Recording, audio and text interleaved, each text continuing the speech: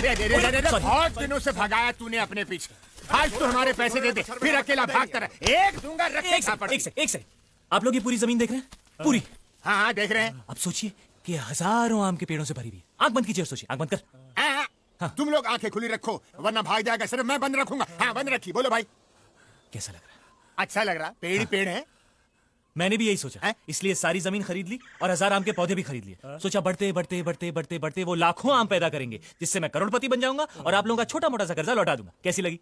अच्छा है, बहुत अच्छा आइडिया। मुझे भी लगा बहुत अच्छा आइडिया, लेकिन सरकार को मुझसे भी अच्छा आइडिया मिला यहाँ पर रेलवे ट्रैक बिछाने का, और उन्होंने मेरी जमीन जब्त कर ली। अब मेरे पास सिर्फ 1000 आम के पौधे बचे जो सड़ रहे हैं मेरे सपनों के साथ साथ। तेरी नई नई कहानियां सुन के हम तंग आ गए। अरे तूने कितने धंधे बदले, सब में नुकसान हुआ, तो उसमें हम क्या करें? हाँ? तूने गांव के कुत्ते बिल्ली तक से उधार लिए, अब तो फैसला करना ही पड़ेगा। बता कब दे रहा है पैसे? कल शाम 5 बजे दरिया के पास वाला जो पुल है ना, आप सब वहां आ जाइए।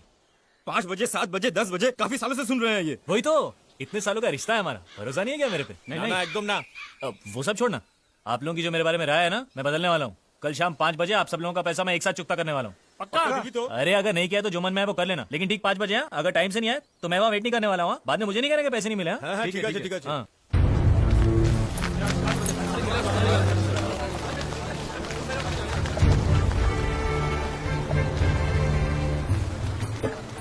अरे आइए आइए आइए, आप सब लोगों को मेरा नमस्कार। वाह, 5 बजे बोला तो आप लोग ठीक 5 बजे आ गए हैं। अरे कौन बोलता है यहाँ के लोग टाइम पर नहीं आते? बाजू, 1 मिनट बाजू, पैसा देना शुरू कर दिया क्या? अरे सुनिए, फिक्र मत कीजिए, कार्यक्रम अभी शुरू हुआ है। तो सब लोग आ गए भाई? हाँ भाई आ गए। मैं काम करता हूँ, एक एक करके सबका नाम पढ़ता हूँ। जिसका भी नाम आए हाथ ऊपर करके हाजिर कह देना। ओके? हाँ। शाबाश। हरिराम नाविद 12,250 रुपए। हाँ। प्रभाकर शेट्टी 13,900 ब्याज मिला के। हाजिर। क्या हाल है भाई? हाँ ठीक है। रघुवीर ग्वाला 20,500। हाँ, घर पे सब कैसे हैं? ठीक है। चलो। अबे ओए, पहले मेरा पैसा चुकता कर और मुझे दफा दफा कर। अरे शर्मा जी, सबसे ज्यादा पैसे इन्हीं को देने हैं और यही सबसे लेट आ रहे हैं। अब और देर मत कर, मेरे पैसे निकाल। शांति। देखिए, शर्मा जी के पैसे मिला के कुल 13,90,000 रुपए देने हैं मुझे आप लोगों को। उतने नहीं है मेरे पास, थोड़े कम है। कितने कम है? ज्यादा नहीं, थोड़े से। अरे फिर भी कितने? 100 रुपए। कोई बात नहीं। नहीं, 100 रुपए ही है मेरे पास, बाकी के 13,79,900 रुपए कम। अरे पैसे निकाल, पैसे निकाल। तू निकाल पैसे, निकाल। अरे इसे मत इसमें क्या है? चूहे मारने का जहर। चूहे मारने का जहर? अब वो क्या है कि पोटेशियम साइनाइड खरीदने की औकात नहीं है ना मेरी, तो यही लेके घूम रहा था। क्या पता कब जरूरत पड़ जाए। मैं जानता था आप लोग मुझे चैन से मरने भी नहीं देंगे, लेकिन फिर भी मुझे आप लोगों से कोई शिकायत नहीं। कभी ना कभी आप सबने मेरी मदद ही की, मैं भी आप लोगों को धोखा नहीं दूंगा। आप सबकी पाई चुका दूंगा। क्या करूं, मैंने जो भी धंधा शुरू किया सब में मेरा नसीब फूट गया।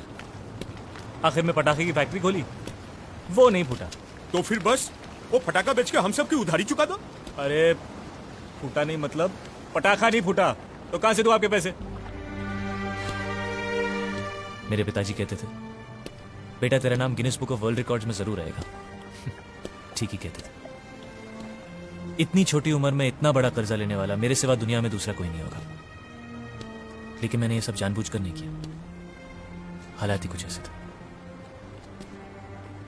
अब मेरे पास 2 ही रास्ते, या तो आप लोग मुझे 5 साल की मोहलत दे दीजिए, नहीं तो मुझे समुद्र में कूदकर अपनी जान देनी पड़ेगी। ये होशियारी मेरे सामने नहीं चलेगी। यदि तो समुद्र में डूब के जान देगा ना, तो मैं पैसा हंसी खुशी छोड़ने के लिए तैयार हूँ। इतनी हिम्मत है तो कूद जा समुद्र में। कूद जाऊंगा। मैंने अपने नाम पर एक बहुत बड़ी इंश्योरेंस की पॉलिसी ले रखी है, उससे आप सब लोगों का पैसा वापस हो जाए। लेकिन उसमें मुझे आप लोगों की थोड़ी सी मदद चाहिए। इंश्योरेंस एजेंट से कहिएगा कि मेरी मौत एक हादसा थी, खुदकुशी नहीं। आप लोगों से बात करते करते मेरा पैर फिसल गया और मैं पानी में गिर गया। पैसा मिलते ही पिताजी आप सब लोगों की रकम लौटा देंगे। ए भाई, बेकार के बात छोड़ और पैसे देने के बारे में कुछ बात कर। नहीं तिकड़म बेटा जीत, ये खेल हमारे साथ मत खेल। सिर्फ यही एक खेल बचा है मेरे पास। ऐसा नहीं है कि मुझे जीने की ख्वाहिश नहीं है, लेकिन और कोई चारा ही नहीं बचा। जो लोग मुझे पास से जानते हैं वो समझ जाएंगे मेरा फैसला गलत नहीं था।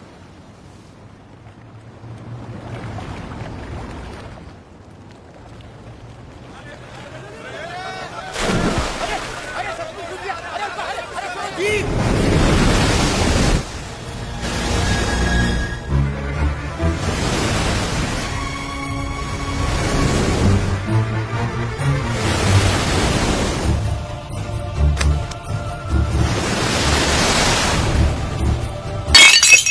गार्ड से कोई इन्फॉर्मेशन आई क्या? जी नहीं क्या हुआ? बॉडी मिली या नहीं? जी नहीं इंस्पेक्टर, अभी तक बॉडी का कुछ पता नहीं।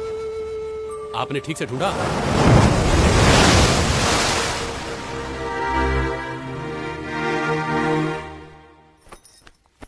पिताजी, आपसे मिलने कोई आया है।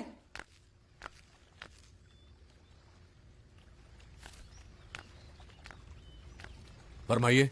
मास्टर जी, हम आपसे नहीं जीतू जी से मिलने आए हैं। जीतू, जीतू, जी पिताजी। ये लोग कह रहे हैं कि ये तुमसे मिलने आए हैं। हाँ हाँ हाँ हाँ हाँ, आपको तो मैं जानता हूँ, लेकिन मुझसे क्यों मिलने आए पिताजी? मैं जानता हूं कि क्यों आए हैं। हाँ मैं भी जानता हूँ। मैंने सोचा मुझसे मिलने से पहले एक बार आपको देख लेते। क्यों? मैं कोई बंदर हूं जो खेल करता रहूं ताकि जो भी आए पहले मुझे देखे? अरे पिताजी, आप इसको नहीं जानते?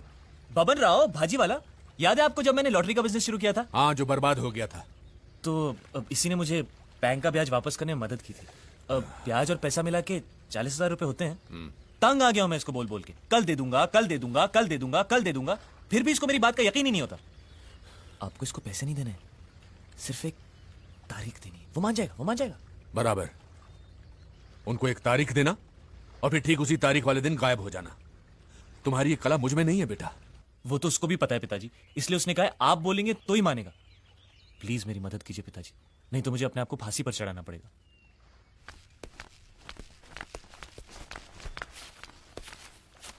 हाँ भाई लोग, तारीख नहीं दे रहे हैं, पूरे पैसे चुका रहे हैं। ये लो रस्सी, गले में बांधो और लटक जाओ। तुम्हारी बड़ी बहन बिन ब्याह घर में पड़ी हुई है।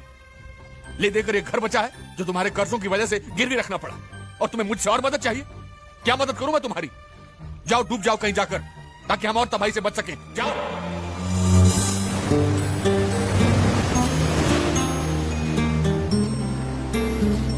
देखो, हम लोगों ने जो फैसला किया था उस फैसले को लेकर तुम मेरी बेटी की जिंदगी बर्बाद मत करो। कैसी बातें कर रहे हैं अंकल? मैं आज तक कभी आपके रास्ते में आया हूं? आप एक काम कीजिए, आप पूजा के लिए एक अच्छा सा लड़का ढूंढिए और उसकी धूमधाम से शादी कराइए, और उसमें सबसे आगे मैं रहूंगा। खुश? अरे मानेगी तब ना वो, सालों से बस एक ही जिद पर अड़ी हुई है, शादी करेगी तो तुमसे।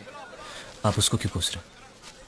जब से होश संभाला है एक ही तो बात सुनते आए हैं कि मैं उसका हूं और वो मेरी। मानता हूं, हम लोगों की भी यही इच्छा थी, लेकिन मुझे नहीं पता था कि तुम बड़े होते होते इतने बड़े निकम्मे बनोगे। आप उसके लिए लड़का ढूंढिए, मैं उसे मना लूंगा।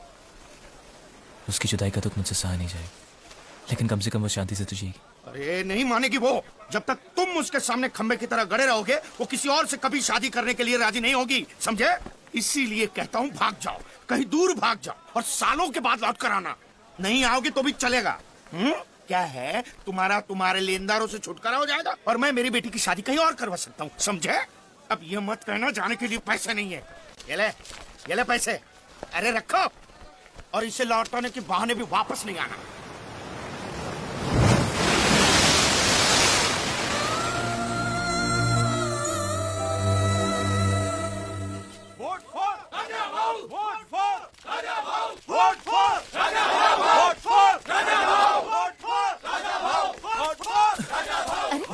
तुम इस मोर्चे के साथ कैसे आए?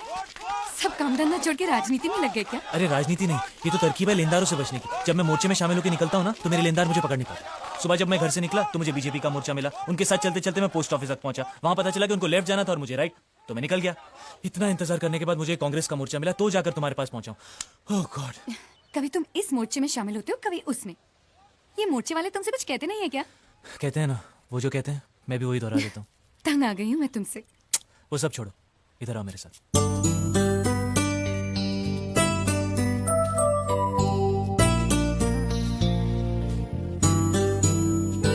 बेकार की बातें मत करो। मैंने कभी तुम्हें शादी की बात को लेकर परेशान किया है क्या? जब तक तुम्हारी सारी परेशानियां दूर नहीं हो जाती, मैं तुम्हारा इंतजार करने के लिए तैयार हूँ। कब तक? चाहे कितना भी वक्त गुजर जाए, कुछ भी हो जाए, आखिर एक दिन हम साथ साथ जिएंगे ना, बस मेरे लिए तो उतना ही काफी है। ऐसा नहीं हो सकता पूजा। मेरे सर पर उधारी का इतना बोझ है कि मैं एक चींटी का वजन भी नहीं झेल सकता। और सच पूछो तो ऐसे हालात में तुम भी मेरे लिए एक बोझ हो। हमें अलग होना ही होगा पूजा। अब तुम घर जाओ। अगर ये मोर्चा निकल गया तो शाम तक और कोई मोर्चा नहीं है जो मेरे घर तक जाए।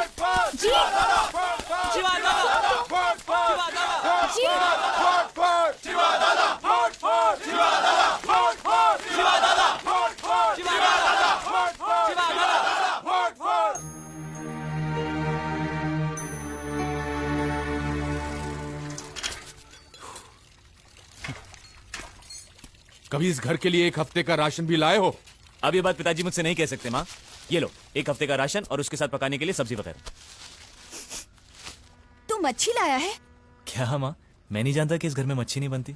फिर ये मच्छी की बदबू? हाँ, वो मैं मच्छी की मार्केट से जा रहा था तो वहां पर वो टोकरियां लेकर उठाते हैं ना लोग, तो दो चार मैंने भी उठा ली, ऐसे ही जस्ट फॉर अ चेंज। बेटा तुम ये सब कौन सा ही काम मैं रोज रोज करने वाला हूँ। आप खाना बनाइए, मैं फटाफट नहा कर आता हूँ।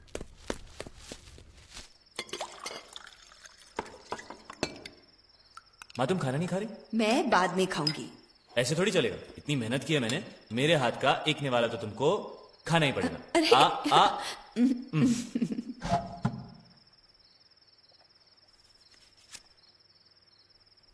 क्या हुआ तुझे बेटा? बहुत बड़ा गुलदस्ता दिया था ना माँ मैंने तुझे वादों का। बड़ा घर, नई गाड़ी, नौकर चाकर। सब कुछ तैयार है? लगता है मैं तुम्हें कुछ भी नहीं दे पाऊंगा माँ, कभी भी। मुझे कुछ नहीं चाहिए। लेनदारों से पीछा छुड़ाने के लिए जो तू पागलों की तरह भागता फिरता है ना, मुझसे सहा नहीं जाता। तो फिक्र मत कर माँ, उसका रास्ता है मेरे पास। उसके बाद मेरे पीछे कोई नहीं भागेगा। अच्छा, ऐसा क्या है? जब होगा तो तुम्हें खुद ही पता चल जाएगा। हो सकता है पहले तुम्हें थोड़ा दुख हो, लेकिन मुझे कभी गालियां बद्दुआ मत देना।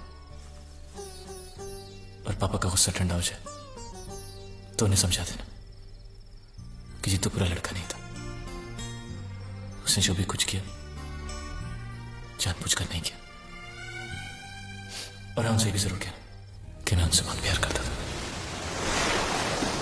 जो लोग बॉडी ढूंढने गए सब वापस आ गए हैं। आज नीचे का पानी बहुत तेज खींच रहा है। बॉडी मिलने की उम्मीद कम है। आप मास्टर जी को घर ले जाइए।